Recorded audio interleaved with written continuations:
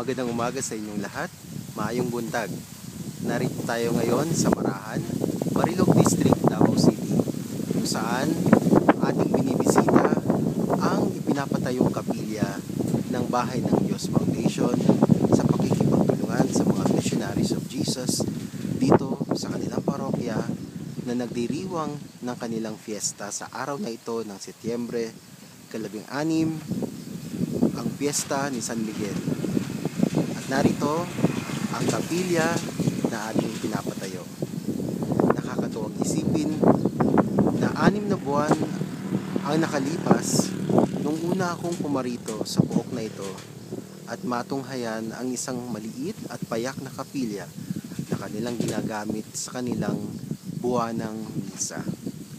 Kahapon, pagdating ko sa lugar na ito, naabutan ko ang pagdiriwang ng kanilang huling araw ng nobena para sa kanilang patron at nakakatuwang isipin na marami na ang taong nagpupunta dito.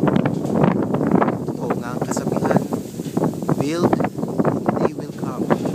At yun nga ang nakita ko kahapon at inaasahan kong makikita sa araw na ito dahil sa ganap na ika-10 ng umaga, pangungunahan ng Arsobispo ng Davao, the Most Reverend Romulo Valles, ang pagdiriwang ng kanilang Thanksgiving Mass para sa kanilang fiesta. Napakasarap na mapunta sa lugar na ito. Napakapayak ng pamumuhay ng mga tao, ngunit sa bawat isa sa kanila na iyong makakasalubong, talaga namang malugod kanilang babatiin. Gumising ako sa umagang ito, isang umaga na maaliwalas ang panahon, mahangin, malamig, at maririnig mo talaga ang kalikasan, ang mga huni ng ibon, ang pagsayaw ng mga dahon sa langit. Talagang ikaw ay isa ng kalikasan.